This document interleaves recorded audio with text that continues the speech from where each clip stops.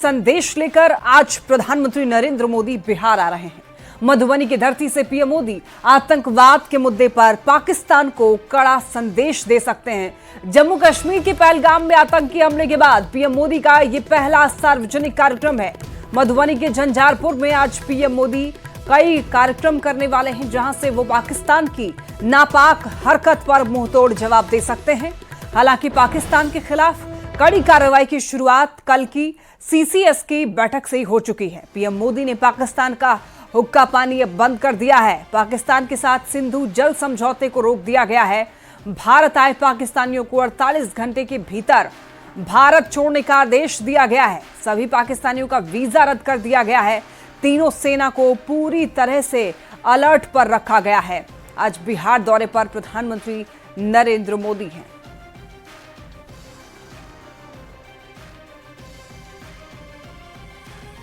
तो बिहार की धरती से आज पाकिस्तान को करारा जवाब दे सकते हैं प्रधानमंत्री नरेंद्र मोदी। पहलगाम अटैक के बाद में पीएम का ये पहला दौरा है। पाकिस्तान के खिलाफ एक्शन शुरू हो चुका है। सीसीएस की बैठक के बाद से ही अब कार्रवाई शुरू हो चुकी है। बिहार दौरे पर हैं आज पीएम मोदी। मधुबनी आने वाले हैं और मधुबनी के झंझारपुर में कई कार्यक्रम में पहुंचेंगे और यहां से आपको बता दें कि पाकिस्तान को करारा जवाब दे सकते हैं। जिस तरीके से कायरतापूर्ण हरकत पाकिस्तान की ओर से किया गया, इसके बाद पाकिस्तानियों का वीजा रद्द कर दिया गया है। 48 घंटे के भीतर भारत आए हुए पाकिस्तानियों को भारत छोड़ने का भी आदेश दे दिया गया है। साथ ही साथ सिंधु जल समझौते को भी रोक दिया गया है। पहलगाम में आतंकी हमले के बाद केंद्र सरकार अब फुल एक्शन में दिख रही है और देखिए पीएम मोदी ने सीसीएस की अहम बैठक की, जिसमें सरकार ने आतंकवाद पर प्रहार के लिए पाकिस्तान के खिलाफ कई कड़े फैसले लिए हैं और सरकार ने देखिए पाकिस्तान के साथ सिंधु जल समझौते को रोक दिया है। इसके अलावा भारत में रह रहे सभी पाकिस्तानी नागरिकों के वीजा भी रद्द कर 1 मई तक उन्हें भारत छोड़ने का आदेश दिया है। भारत में रह रहे किसी भी पाकिस्तानी नागरिक को 48 घंटे के भीतर भारत छोड़ना ही होगा। दिल्ली की पाकिस्तानी उच्चायोग में रक्षा सेना, नौसेना और देखिए वायुसेना सलाहकारों को पर्सोना नॉन ग्राटा घोषित किया गया है। उन्हें भारत छोड़ने के लिए 1 हफ्ते का वक्त दिया गया है। भारत इस्लामाबाद स्थित अपने उच्चायोग से भी रक्षा, नौसेना, वायुसेना सलाहकारों को वापस बुलाएगा और दोनों उच्चायोगों में से ये पद अब निरस्त माने जाएंगे। सेवा सलाहकारों के 5 सहायक कर्मचारी भी दोनों उच्चायोग से वापस बुलाए जाएंगे।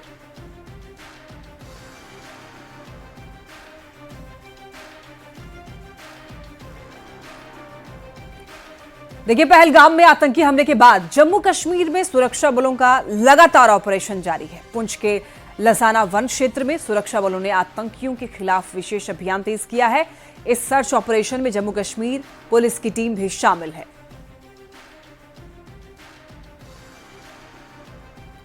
पहलगाम में आतंकी हमले में मारे गए आईबी अधिकारी मनीष रंजन का औरंगाबाद से ही गहरा लगाव रहा है। औरंगाबाद से भी और देखिए नबीनगर प्रखंड के बेलाई गांव में उनके पिता का ननिहाल है, जहां मनीष परिवार के साथ अक्सर आते थे और 30 अप्रैल को देखिए मनीष परिवार के साथ एक शादी समारोह में शामिल होने के लिए यहां पर आने वाले थे और रिश्ते में उनके दादा सुरेंद्र प्रसाद मिश्र ये बताते हैं।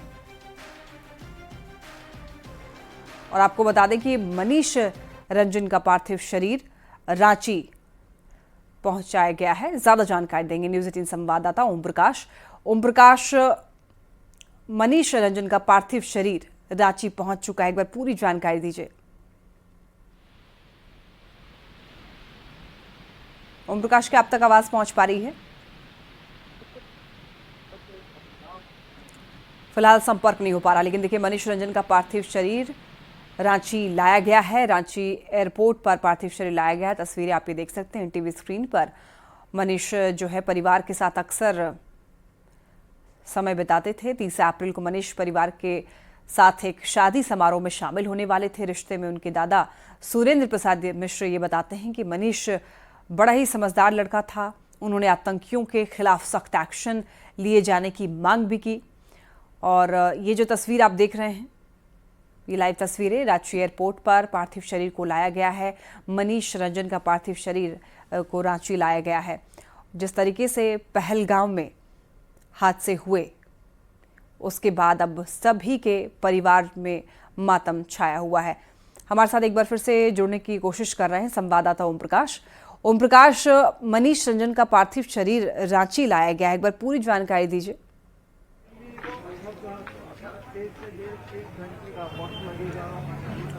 मनीष, क्या आप तक आवाज माफ कीजिएगा, ओम प्रकाश, क्या आप तक आवाज पहुंच पा रही है हमारी?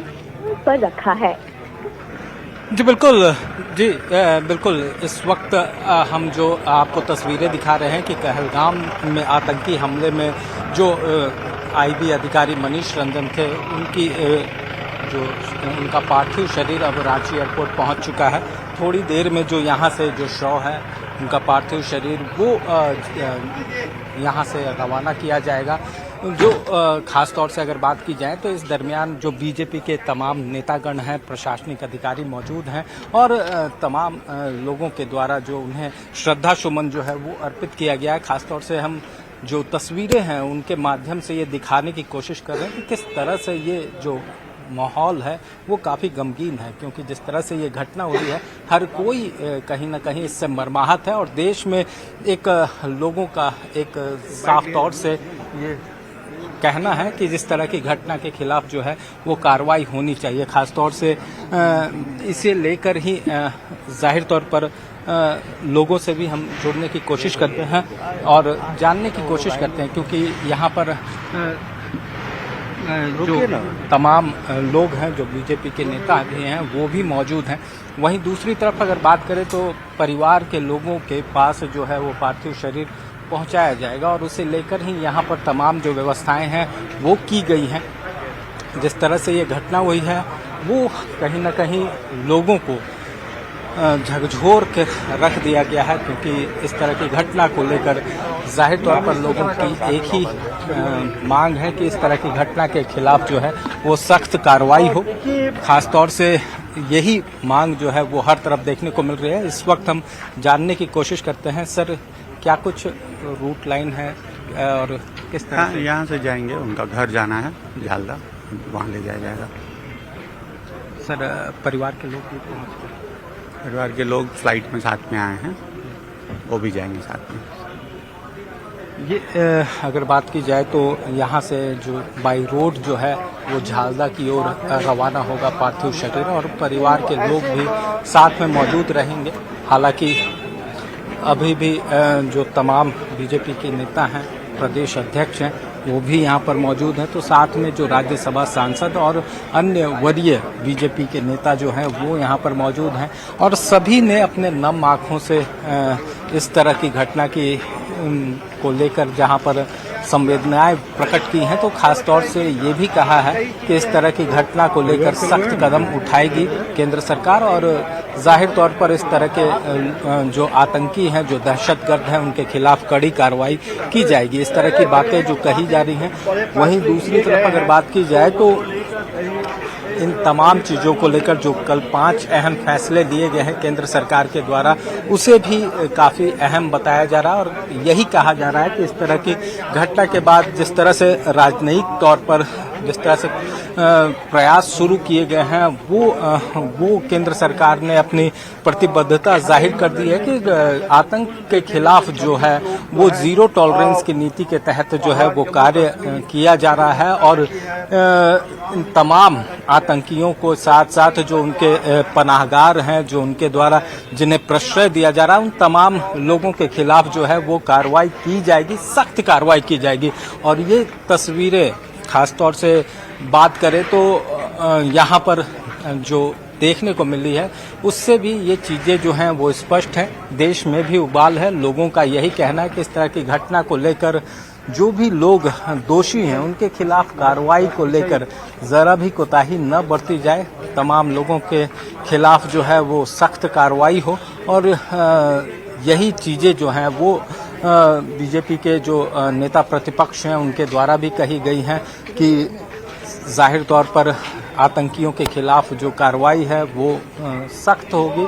और ये तस्वीरें और ख़ास तौर से यहाँ पर जो लोग पहुँच रहे हैं उनका भी यही कहना है। जी, और अभी फिलहाल इंतजार किया जा रहा है परिजनों के आने का। उसके बाद यहाँ से जो पार्थिव शरीर है वो यहाँ से झालदा की ओर रवाना होगा और फिर वहाँ पर उनका जो अंतिम संस्कार है, जो क्रिमिनेशन है, वो पूरा किया जाएगा। ठीक है प्रकाश, नजर बनाए रखिए। बहुत धन्यवाद आपका इन तमाम जानकारियों के लिए। तो मनीष रंजन का पार्थिव शरीर रांची लाया गया है। परिवार में मातम पसरा हुआ है। ये जो आतंकवादी हैं उन पर कड़ी से कठोर कार्रवाई हो, उनको भी वही अंजाम दिया जाए जो दर्द दिया है पूरे भारतवर्ष को, विशेष रूप से इन मारे गए परिवार के लोगों को। उनकी आत्मा की शांति तभी होगी जब उन पर कठोरतम कार्रवाई होगी और परिवार के सदस्यों को सरकार की ओर से सहायता मिले, प्रोटेक्शन मिले। बहुत अच्छा लड़का था, जब भी आता तब इसे भी आता था। यहाँ आना था घर पर तो हम समाचार लेते रहता था। पहलगाम आतंकी हमले में देखिए कानपुर के शुभम की भी आतंकियों ने निर्मम हत्या कर दी। शुभम की पत्नी ईशानी ने यह बताया है कि आतंकियों ने उनसे पूछा कि हिंदू हो या मुसलमान हो तो कलमा पढ़कर बताओ, और इसके बाद उन लोगों ने सबसे पहले शुभम को मारा, फिर एक एक करके दूसरे लोगों को भी मारा।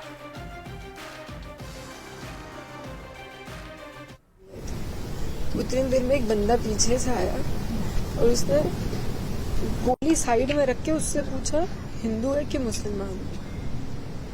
मुसलमान है तो पहले कलमा पढ़ के दिखा। जैसे हमें पता ही नहीं, हम पीछे पलट के देखे हो क्या रहा है, हम उसकी तरफ स्माइल करके पूछा भैया क्या हुआ, यार हिंदू है मुसलमान। मैंने कहा हिंदू, मार दिया। पहली गन उसी पे चलाई, उसके बाद 70 लोगों को मार दिया। क्यों मार दिया? हिंदू मुसलमान करके हमारे पति को मार।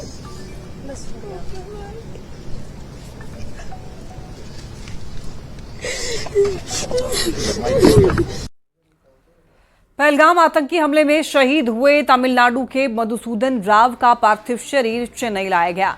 जब पार्थिव शरीर लाया गया तब वहां का माहौल काफी भावुक करने वाला था। मधुसूदन राव को श्रद्धांजलि देते समय उनका बेटा काफी भावुक हो गया। बेटे ने अपने पिता को सैल्यूट किया, साथ ही जिस ताबूत में उसके पिता का पार्थिव शरीर रखा था उसे कई बार चूमा।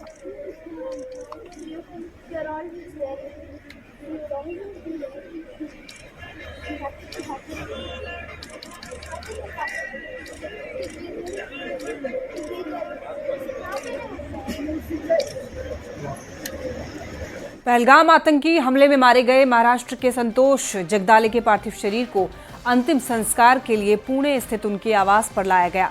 एनसीपी एससीपी प्रमुख शरद पवार ने उन्हें श्रद्धांजलि अर्पित की और शोकाकुल परिवार से मुलाकात की।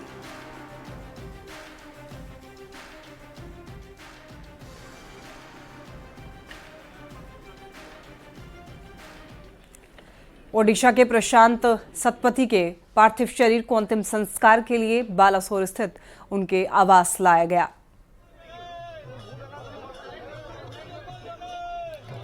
प्रशांत सतपथी का अंतिम संस्कार किया जाना है और अंतिम दर्शन के लिए लोगों की भीड़ उमड़ी। पहलगाम के पीड़ितों के साथ पूरा देश है और सभी कह रहे हैं एक एक आंसू का हिसाब लिया जाएगा।